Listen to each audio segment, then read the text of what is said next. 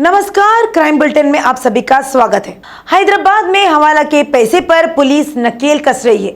गांधीनगर में 3.5 करोड़ रुपए जब्त किए गए। उत्तर क्षेत्र टास्क फोर्स और गांधीनगर पुलिस ने कवाड़ीगुड़ा रोड पर एक होटल में संयुक्त निरीक्षण किया। उत्तर क्षेत्र टास्क फोर्स गांधीनगर पुलिस को भारी मात्रा में हवाला धन की आवाजाही की पुख्ता सूचना मिली है।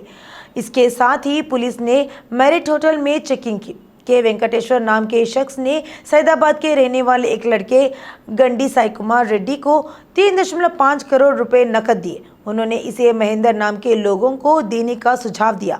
वहीं पुलिस ने मौके पर पहुंचकर निरीक्षण किया। उनके पास से 3.5 करोड़ नकद, 7 मोबाइल फोन और 2 कार जब्त की गई है। गंडी साई कुमार रेड्डी, गुंडे महेश, संदीप कुमार, महेंद्र, अनुष रेड्डी और भरत को हिरासत में ले लिया। नकदी के संबंध में विवरण ठीक से नहीं दिए जाने के कारण धन को जब्त कर लिया गया। मामला दर्ज कर लिया गया है और जांच की जा रही है। मादापुर थाने के एक हुक्का सेंटर पर पुलिस ने छापे मारा। इस सूचना पर छापेमारी की गई। मादापुर हाईटेक सिटी के पास किंग्स ड्राइव इन में हुक्का सेंटर चलाया जा रहा है। पुलिस ने हुक्का में इस्तेमाल होने वाले उपकरण को जब्त कर लिया। पुलिस ने कहा कि मुख्य आयोजक फरार है। पुलिस ने मामला दर्ज कर लिया है और घटना की जांच कर रही है।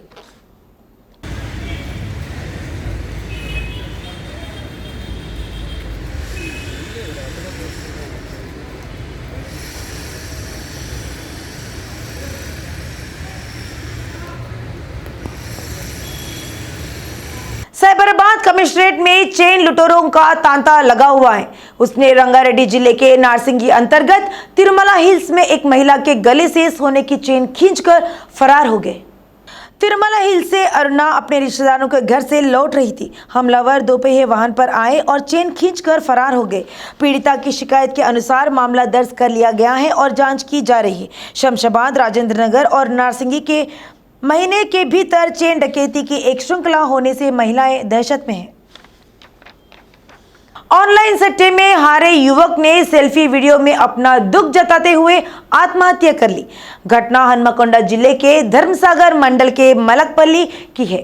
मलकपेट के रामकृष्णा नाम का युवक प्राइवेट नौकरी करते हुए ऑनलाइन सट्टा खेलने लगा। इस लत के कारण उन पर 6 लाख से अधिक का कर्ज हो गया और वह हार गए।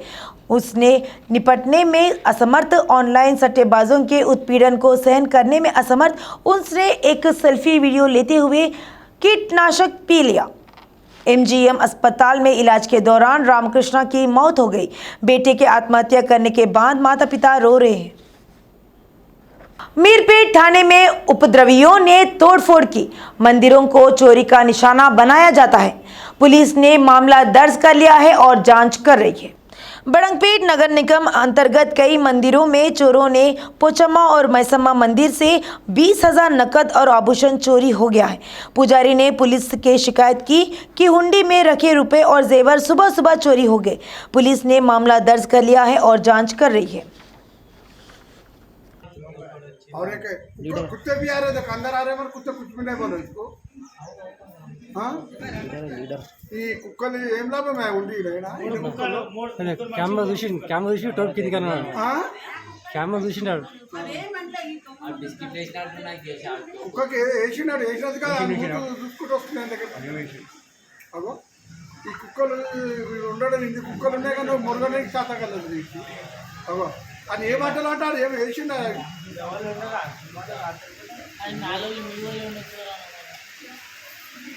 అది ఎవరో తెచ్చిపోతాం లేదా, ఎక్కడ వాళ్ళు అనేది దొరుకుతాయి అని పడా.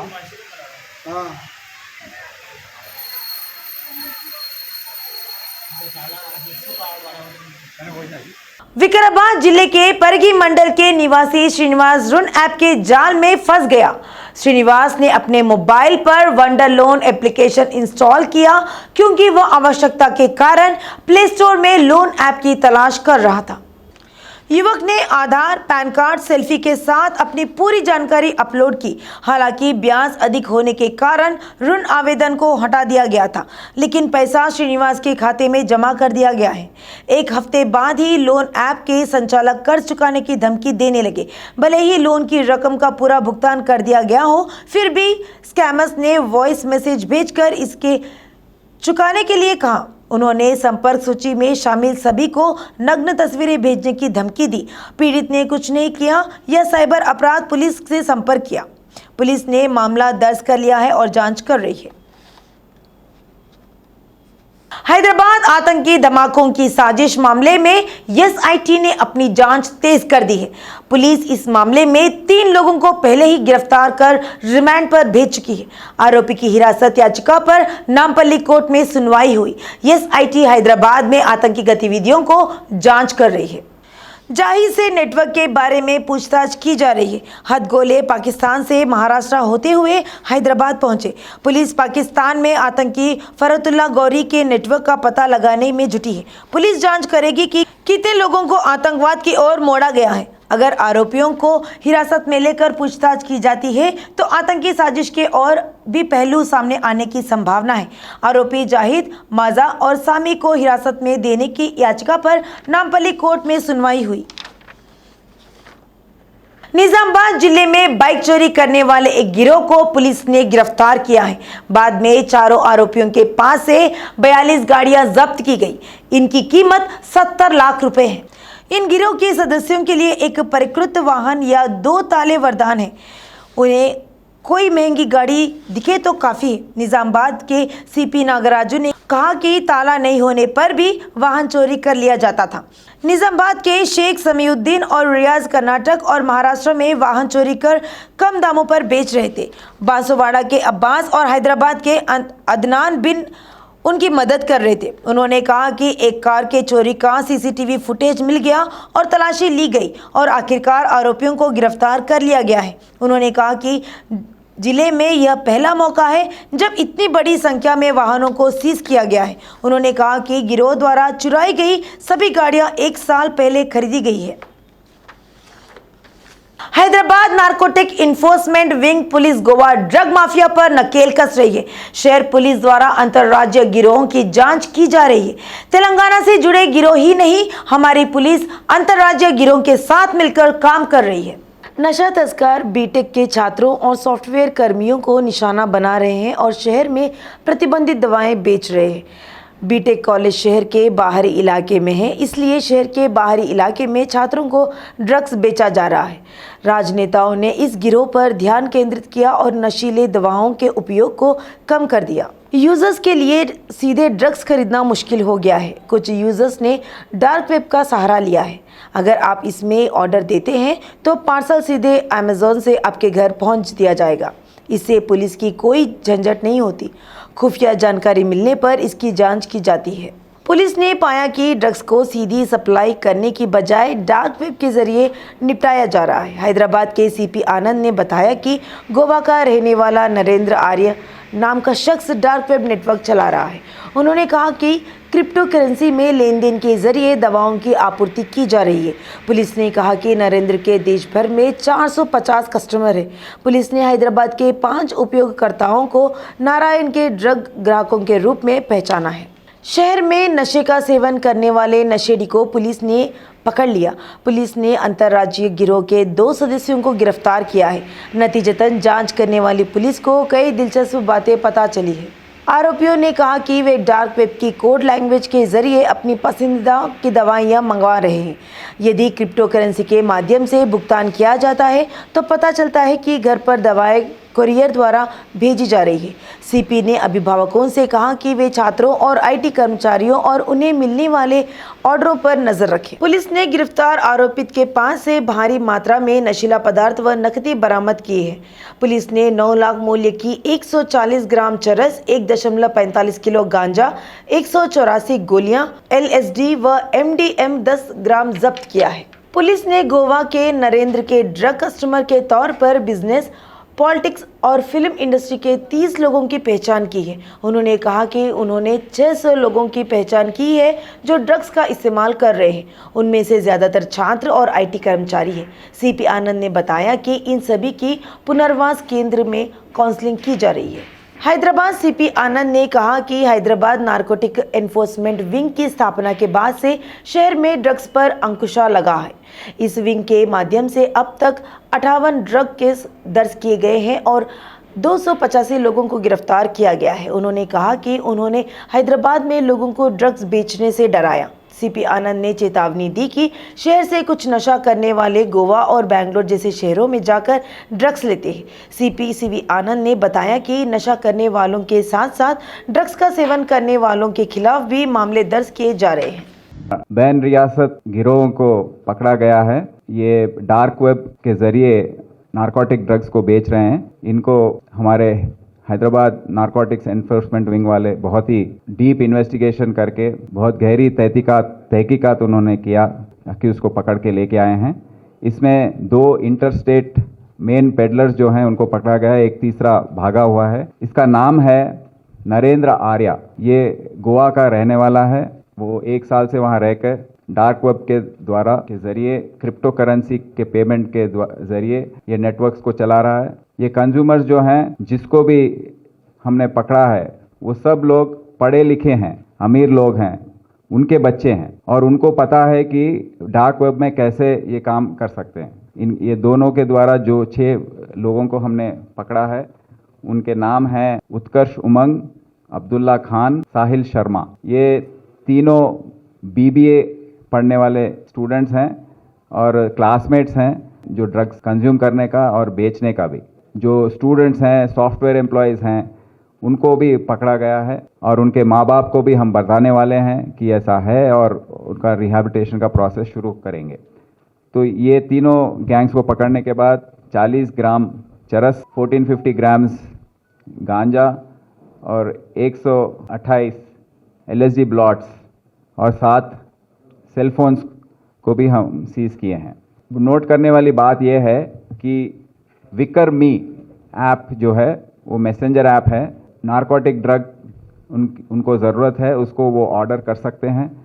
उसको ऑर्डर प्लेस करने के बाद इसका पेमेंट भी बिटकॉइंस, क्रिप्टो करेंसी के बिटकॉइंस द्वारा इसको पे करना होता है।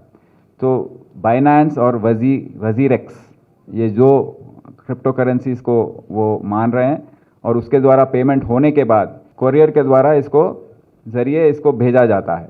कोरियर्स में मैं माँ बाप सबको बताना चाहता हूँ कि कोरियर जो घर आपके आता है, ऐसा हो सकता है उसमें कुछ कम्युनिकेशन और अंदर कहीं छुपा हुआ होगा ये ड्रग।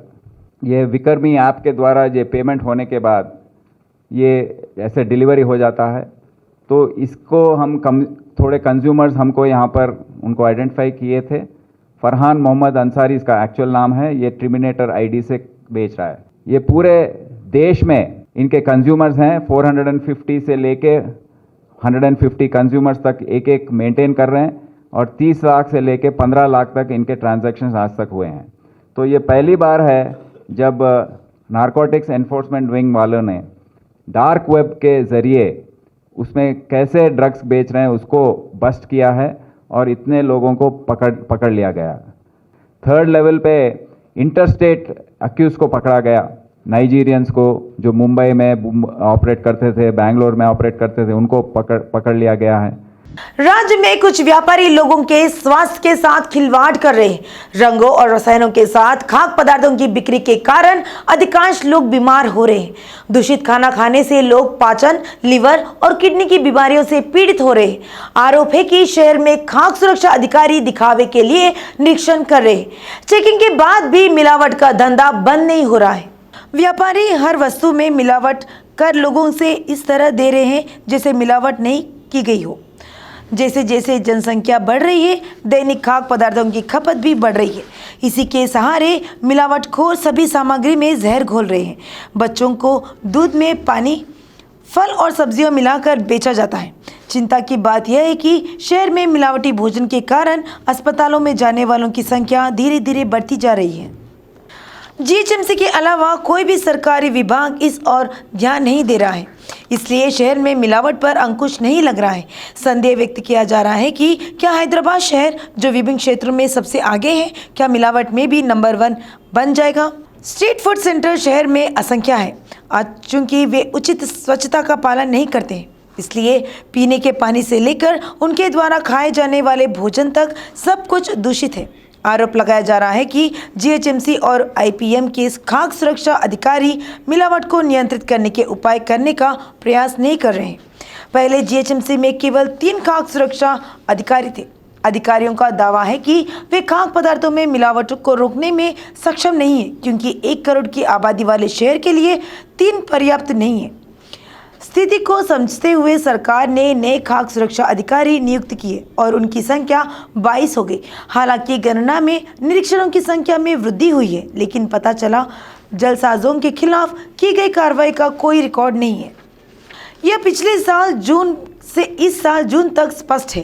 ग्रेटर भर में 12,375 निरीक्षण किए गए, 978 नमूने लिए गए। खाद्य सुरक्षा नियमों के उल्लंघन के 126 मामले हैं। 36 लोगों की पहचान खतरनाक के रूप में हुई। अड़पन, अन्य खराब गुणवत्ता के कारण और 32 लोग नकली ब्रांड का निर्माण कर रहे थे। हालांकि मिलावट को रोकने के लिए खाद्य सुरक्षा और मानक अधिनियम है, लेकिन इसके कार्यान्वयन का कोई रिकॉर्ड नहीं है। इस अधिनियम के अनुसार जीएचएमसी में सभी खाद्य दुकानों के साथ साथ उत्पादन केंद्रों का विवरण ऑनलाइन उपलब्ध होना चाहिए। निरीक्षण नियमित अंतराल पर किया जाना चाहिए। मिलावट के आधार पर सख्त कार्रवाई की जाए।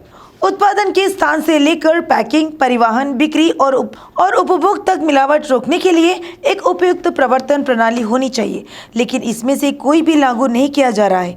मिलावट का दोषी पाए जाने पर 10 लाख तक का जुर्माना और 6 महीने से लेकर आजीवन कारावास तक की सजा हो सकती है। मिलावट का पता लगाने के लिए पर्याप्त परीक्षण केंद्र उपलब्ध होने चाहिए। संयुक्त राज्य होने के बाद से एक भी परीक्षा केंद्र नहीं बना है। जीएचएमसी की आम बैठक में सदस्यों ने तेलंगाना राज्य के लिए एक विशेष परीक्षा केंद्र की अनुपस्थिति का भी उल्लेख किया। चाय के पाउडर से लेकर तेल तक कई चीज़ें ऐसी होती है जिनमें मिलावट होने का खतरा होता है। इनमें दूध, शहद, मसाले, आइसक्रीम, अनाज, आटा, कॉफ़ी, टमाटर सॉस, वनस्पति तेल, घी आदि शामिल है। डॉक्टरों का कहना है कि इस मिलावट से पाचन संबंधी समस्याएं होती है। आरोप है कि खाद्य सुरक्षा अधिकारियों को इस बात की जानकारी है कि शहर में जानवरों के शवों, चर्बी और हड्डियों से बने मिलावटी तेल का सेवन किया जा रहा है। अब भी खाद्य सुरक्षा अधिकारी नियमित निरीक्षण करें। शहर के निवासी मिलावट पर तभी अंकुश लगाना चाहते हैं जब निरीक्षण किया जाए। तो यह था आज का क्राइम बुलेटिन।